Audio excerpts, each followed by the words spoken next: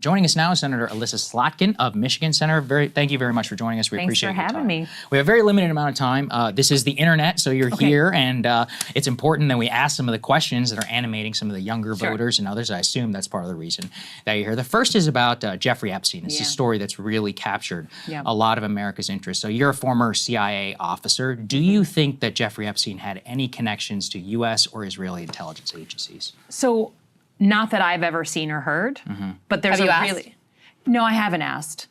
But you know, this is like a solvable question because President Trump's CIA director, John Radcliffe, can answer this question, right? There is no shortage of people in this administration who can answer that question. I would be very surprised. I'm going to be honest. I know your views on it. I would be surprised. Okay. But I'm like a Middle East analyst. I was doing my time going after terrorist groups and militias in Iraq. And so I never saw it. I never heard anything about that. I, again, would be surprised, but there's an easy way to solve that problem. Well, that's the question then. So in terms of, because I know you've expressed some concern about classified information, et cetera, in the past, would you be fine then with the full release of these Trump-Epstein files, even if they did reveal an intelligence connection? Yeah, I mean, I think at this point, like, it's such a distraction from, in my mind, like what I really care about, which is helping people like live well in Michigan. Just get it over with and get it out. And this wasn't like my issue. It's still not the thing that wakes me up in the morning and I want to work on. But I think it's okay to say it's a full distraction now in Washington. Everyone's talking about it. So just unveil it, do whatever you need to do, answer the questions, and move past it. Well, that's the last question then. So there's some accusations here from the Republicans on Epstein here, just about, why didn't you care for over 4 years? I know you asked the question in 2020. You said, I don't care particularly about Bill Clinton, et cetera. I mean, that's somewhat understandable, but, we do have a person, very suspicious circumstances, let alone, the sex trafficking organization, others. So, why don't you answer that question? Like, why is this now is the time that you do care? Yeah, or do you just not particularly care? It's horrible when you have a pedophile and someone who had a literal pyramid scheme of recruiting 14 and 15-year-old girls for illegal sex. I mean, it's horrible.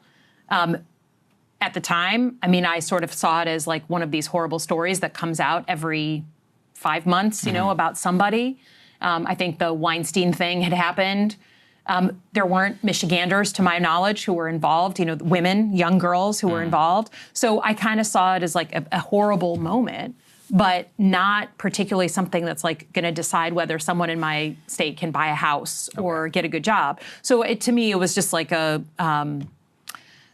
it wasn't like a strategic issue, right, for me. And then now it just is like grown. And I think there is a difference between saying some rich guy or a former politician was named in those things versus the president of the United States.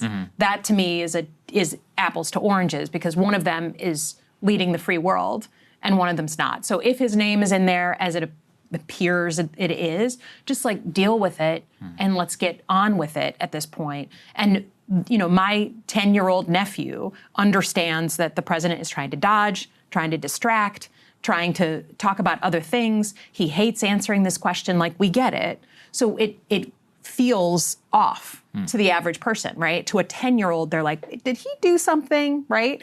So just get through it, get it out, and let's move on to for me, like real economic issues. So then if piece of legislation comes forward, you would vote for it to support the release of the files. Sure. Okay, all right. So then let's talk about future of the Democratic Party. I know that's something you've been interested in. Democratic approval hit an all-time low from the Wall Street Journal. At the same time, we've seen the rise more recently of anti-establishment candidates, people like Zohran Give us some of your thoughts there about the future of the Democratic Party, and particularly in the context of Mamdani's victory in New York City. Well, I guess as a good Midwesterner and Michigander, I'm never going to say that what happens in New York City represents all of America. Sorry, we're a big country, and I would never pretend to totally understand New York City politics. I didn't particularly understand Eric Adams. I didn't particularly understand, I genuinely, right?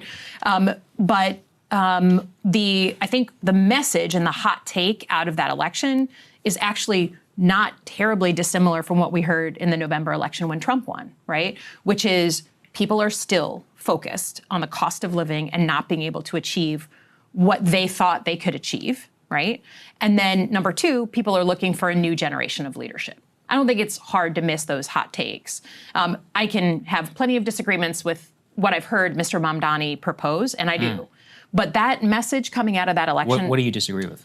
Just, my family was a 4th generation hot dog business. Like, I am here because we live the American dream through capitalism. Okay. And so, like, a lot of free stuff, to me, is not the answer. I don't think it's sustainable. I don't think that it actually fixes the underlying problem. But I can have those disagreements. I think this is I would be thrilled to have that conversation with him or anyone else about like, hey, we agree that there's an economic problem here. What we do to solve it, let's have that debate. And adults can debate and not like want to kill each other's children. Well, let's talk then about leadership. So you just talked about that. We see a lot of that from our show. Some of the Democratic side of our audience is furious with Democratic leadership. I mean, do you still support Chuck Schumer's leadership here? He hasn't given an interview in about a month. I didn't know that. Yeah. I mean, for me, I've now served in the Senate for 6 months and the House before that. Chuck Schumer and Hakeem Jeffries have hard jobs. Like herding cats, it's not fun. I've said for a very long time, long before I got into the Senate and long before President Biden dropped out, that we need a new generation of leadership. You can feel it and I think at this point, I mean, especially New York, right? You're looking at New York, it's like, I'd rather roll the dice with someone new than have like the warmed over leftovers that I've already known. So I think we have a problem with that across the board. And I think one of the things I can do as the youngest Democratic woman in the Senate, and I'm not young, I'm just young for the Senate, to be clear. You're young for us. I mean, is push on that and try to give younger leaders a voice in this party in a very real way. Yeah. And to me, that's upward pressure. That pressure that you're talking about from the people is good. So then shouldn't they endorse him? I mean, what kind of a message Schumer and Jeffries, shouldn't they endorse? They're both from New York. Donnie, they're both New Yorkers. Yeah. And what kind of a message does it send if this guy won the Democratic primary. Yeah. He is the Democratic nominee. Yeah. It was overwhelming. If then the centrist leadership of the party said, we can't get behind him. I mean, you just asked me before we started the exact same question about the Michigan Senate primary, and I'm like, Michigan Democrats don't get involved in primaries. We all are friends. So I can't speak to what they're doing. I think, I hope that they're meeting. I mean, if this person is... They did. Yeah, okay. And Hakeem Jeffries still refused to endorse him. I mean, think about it from this context. Like, let's say in 2028, a more moderate figure wins the Democratic primary. Yeah. And a bunch of progressives, AOC or whoever says, we're not backing, we don't agree with you. Yeah. I feel like you would have a problem with that. Yeah, I mean, I think I will say this. The way that this party works is when there's a coalition that sticks together. That's like a numbers issue. That's a data issue. And so I'm always going to be someone who's trying to find unity. That doesn't mean we all agree with each other. And I think I wasn't in the conversations where they met privately. What they debated, what they talked about, I don't know. But to me, we got to figure out what's common among all Democrats right now. And that's why I focus on the economy, because that is, to me, the cost of living and people not being able to achieve what their parents achieved is the existential issue of our time, is the unifying issue of like all the right wing, left wing, like Americans. I don't even think it's a Democratic Party thing. And to me, that's where I spend my time, because I think 80% of my constituents in Michigan, that's where they live, is like, I just want to be able to go to Disneyland and take my kids the way my dad took me. So that's where I focus on. I'm happy to sit down with any leader. I can't speak to their particular decision to endorse or not. But, I'm not endorsing in my own Right, but primary. just the last question on but the... he won the primary. Right, that's my question. That's what's different. And by your- 12, I'm by sorry 12 to ask points. this. They have another election, though, yeah? A general election. general Yeah. election. He is But the it's- Democratic nominee. I see. I'm sorry. This is why I'm saying I don't follow New York politics. And I think you'd have to ask them. I don't know. I know that for me, whoever wins the Democratic primary in the state of Michigan for the Senate seat that's up, that's who I will endorse, regardless of who it is. All right, that was my last question. So I'm going to turn it to Krystal now. Yeah, so I mean, I guess I'm actually a little curious, and forgive me if this is impolite. Like, I'm curious why you wanted to talk to us. What do you mean? Well, like, we don't have actually a lot of senators, especially ones who have very different ideology than us, reach out. So I'm curious what your goal was and why you thought to come here? Well, first of all, I think you have a good audience. I mean, right? We agree. If you appealed to like 4 friends on YouTube or whatever, then I probably wouldn't be here. But I think, to me, part of the problem is that people have kind of gone to their corners. And I live this, right? I live on my family farm in a town that voted heavily for Donald Trump. I've never won my town. I've never won my precinct. I've never won my neighbors. We get along, but I never won them, and I probably never will. So to me, I think that the people have gone to their corners, and like people who used to be able to talk about politics and disagree don't even get in the same room together. So I kind of like the idea of your show. Like, it was interesting to me when my team pitched me, right? We go through, and like, there's no hiding it. Lots of people are like, how do we evolve in this new space? You know, like that's not you know, it's not that conversation isn't happening. It is, and I think that's good, and to the credit of lots of shows like yours. Thank you. But I think your show appealed to me as I was being pitched because you guys don't agree. And like, I am very focused. My dad was a lifelong Republican, my mom a lifelong Democrat. Like, Michiganders want to get back to a place where we can disagree on politics and not have it be so like bitter. So I hear you on the idea of like, you want to talk about the economics and the unifying and cost of living. And I think that ignores a big elephant in the room, especially when you're talking about even Zohran Mamdani. The reason Hakeem Jeffries and Chuck Schumer don't want to endorse him is because of his position on Israel. The single most viral clip that he had in that election actually wasn't about cost of living, even though that's what he wanted to make his campaign about. His opponents, Andrew Cuomo in particular, wanted to make it all about accusing him of anti-Semitism and attacking him for his views on Israel and Palestine. So the most viral moment from that entire campaign, I believe, was this moment on the debate stage. Guys, this is E1. Let me go ahead and play this for you, and then I want to get your reaction. Mr. Mamdani. I would stay in New York City. My plans are to address New Yorkers across the 5 boroughs and focus on that. Mr. Mamdani, can I just jump in? Would you visit Israel? As mayor? I will be doing, as the mayor, I'll be standing up for Jewish New Yorkers, and I'll be meeting them wherever they are across the 5 boroughs, whether that's in their synagogues and temples or at their homes or at the subway platform, because ultimately we need to focus on delivering on their concerns. And just yes or no, do you believe in a Jewish state of Israel? I believe Israel has the right to exist. Not as a Jewish state? No, as a state with equal rights. Now, this was considered very controversial when he said it, and I think the results are in at this point that he didn't win in spite of his position there. He won in part because of it, including, if you listen to Andrew Cuomo's numbers, he won a majority of Jewish voters inside of New York City. And so what I'm curious for your view on is, while, you know, I would love to debate you on your healthcare policy, I think we need Medicare for all, you think public option, your housing policy, et cetera. I'm just being really real with you. I don't really hear what you say if you are still supporting a genocide in Gaza. And that's, for me, you know, I'm speaking for myself, but I know there are millions of other people who feel the same, that you have to at least cross this sort of moral threshold. And what it indicates to people, and I think part of why, you know, Zohran won so many people in New York City, young people in particular, but Jewish New Yorkers, people across the board, is because it was a sign of, number one, okay, you're focused on New York City first and foremost. Sure. Number two, you're willing to take the heat on an issue that is really difficult for you, where you're being overtly smeared as an anti-Semite. And number three, there's no, you know, entrenched interest that's going to control. You have a spine, you have principles, you're willing to stand up for something.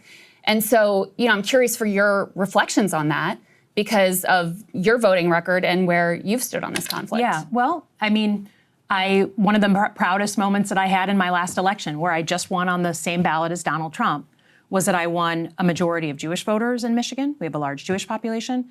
And I won Dearborn, Dearborn Heights, and Hamtramck, the 3 Muslim-dominated cities. Trump won 2 out of the 3. So I think the thing that I would push back on is the voters vote with their feet, right? We have a moment in an election where they get to decide. And there was no issue that was more difficult for me in this last, I would say 6 years, but certainly in this last election, other than this issue, because it's personal. I'm a Middle East analyst by training. And so what I tried to do, and why I think I managed to win both those communities, is call balls and strikes, literally up to this week on what's going on. So let's talk a little bit more about that. But I think it's important, right? If you're going to push on me, then I think like there's one of us that's had an election and had to appeal to my voters and win. And so it doesn't surprise me at all that Mr. Mamdani won. Or actually, I didn't know his name. I didn't know much about him until he won. But because I think this issue is motivating people in a very visceral and personal way. Yeah. But it's not the only issue that my voters in Michigan care about. Of course. And the online world is extremely, extremely focused on this. But that doesn't always represent the majority. And I think if I can push back, like if we're out on the road every day in Michigan when I'm there. In some communities, that issue is the number one issue, 100%. And like, I mean, up till this morning, right? Like people texting my phone and talking about a plan, some of the things we're working on. But I go outside the Detroit area, it's not in the top 40.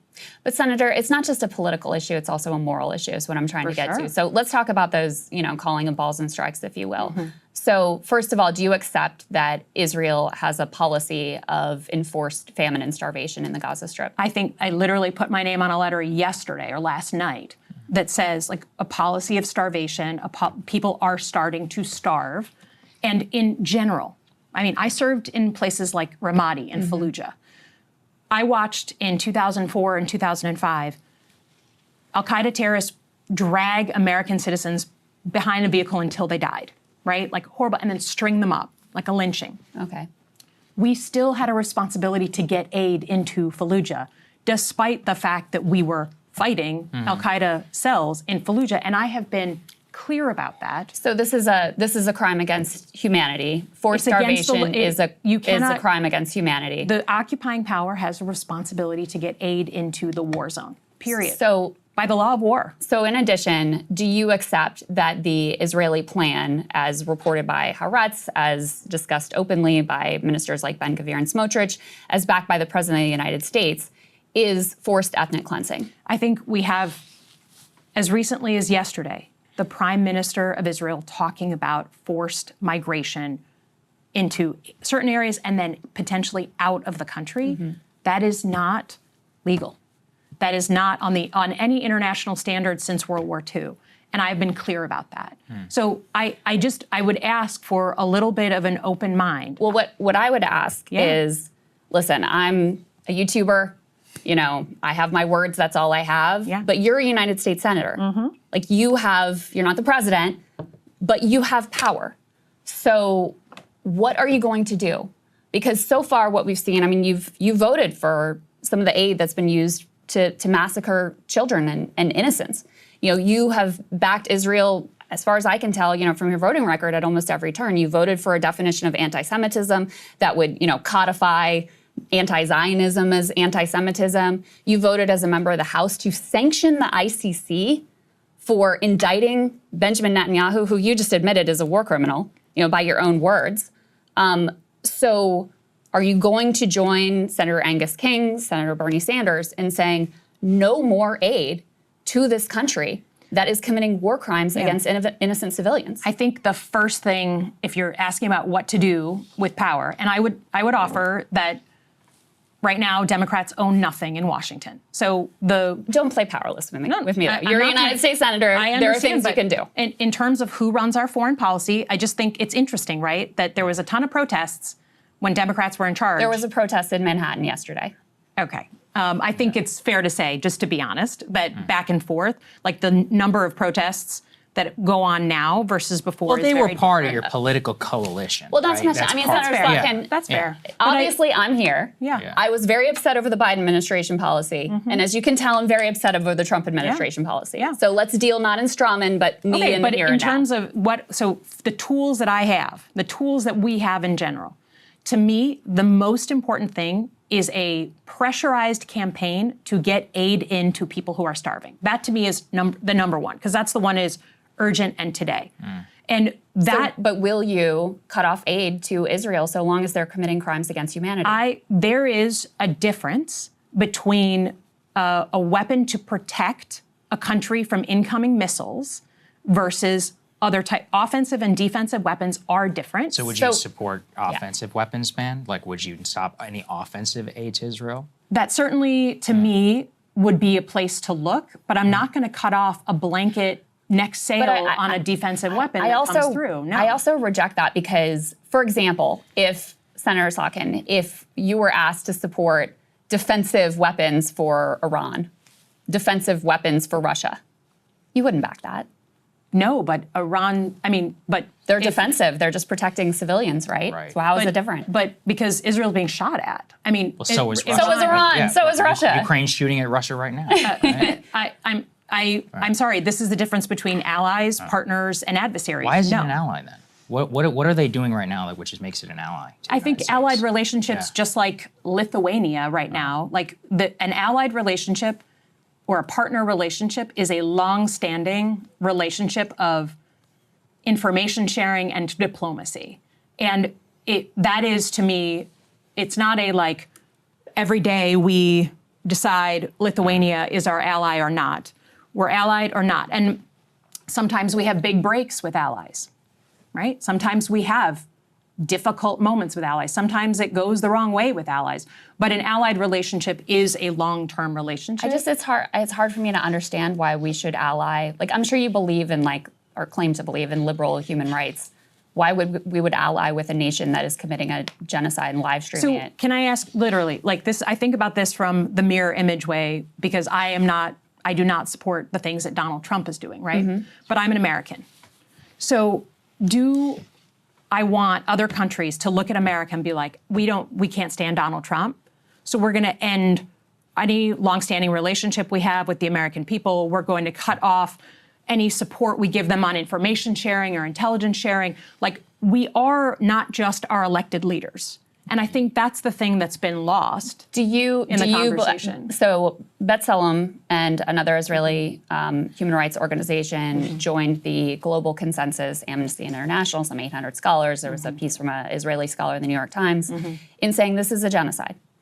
Do you accept, even Marjorie Taylor Greene yesterday came out and said it's a genocide. Do you accept that? And if you do, what responsibility does a United States senator have? This is a nation that, we send every year billions of dollars to aid that you have, voted for and supported.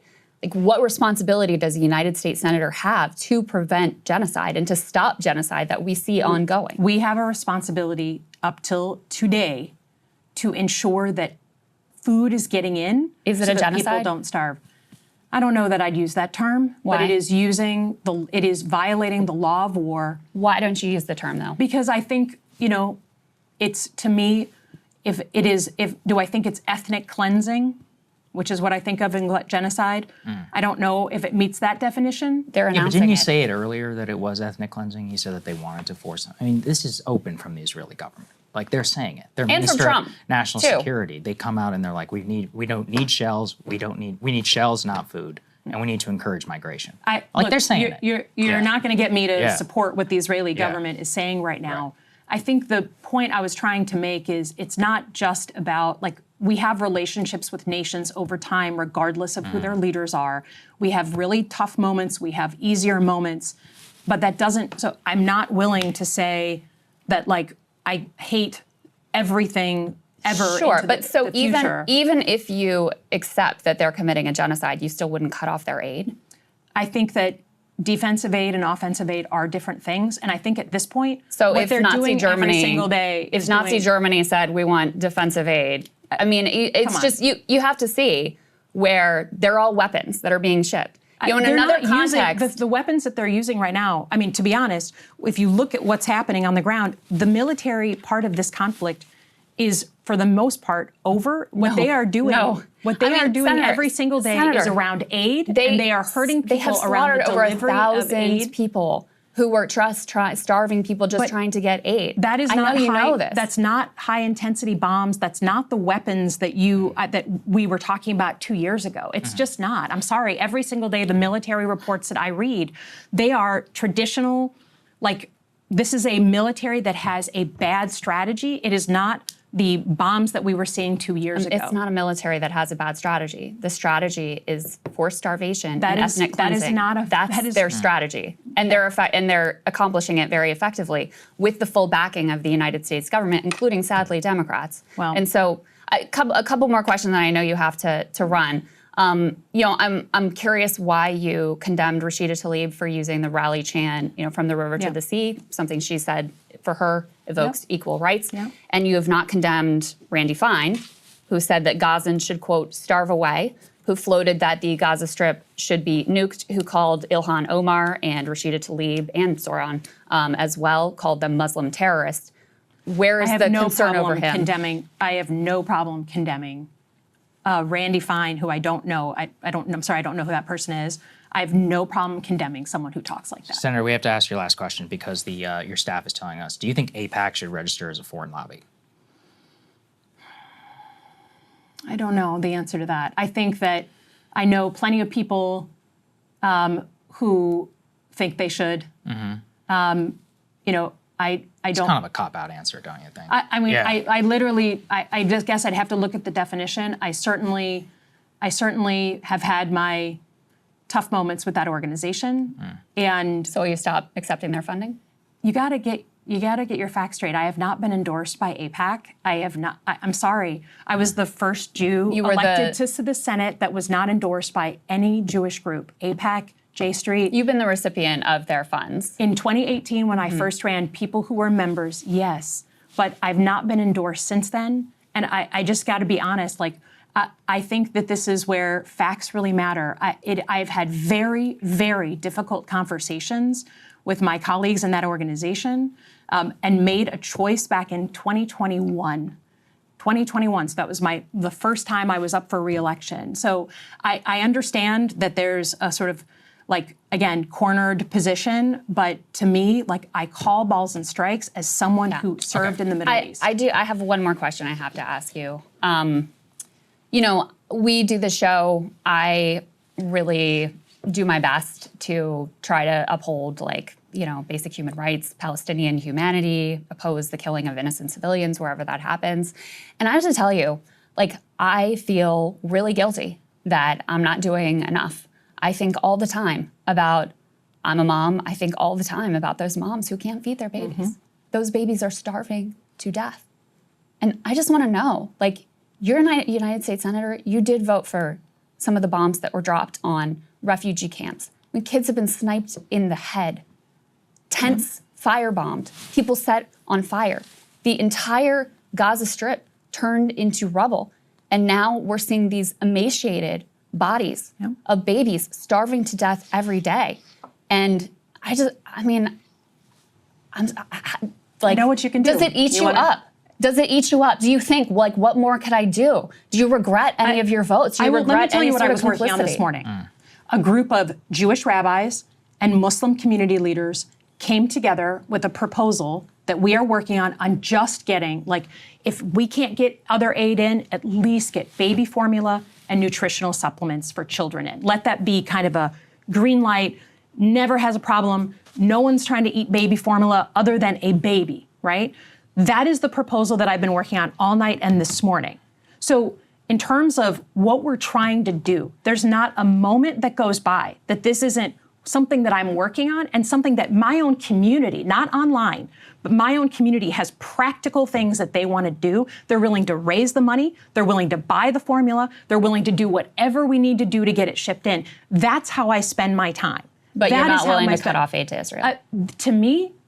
That to me is the most effective thing that I can do today. This is a settled question. Your staff is telling us you absolutely have to go. So we appreciate your time. Thank you very much for coming. Senator. Thank you very much. Okay. Thank you guys so much for watching. We appreciate you. We will see you all tomorrow. Or Counterpoints, we'll see you all tomorrow. Hey, if you like that video, hit the like button or leave a comment below. It really helps get the show to more people. And if you'd like to get the full show ad-free and in your inbox every morning, you can sign up at breakingpoints.com. That's right. Get the full show. Help support the future of independent media at breakingpoints.com.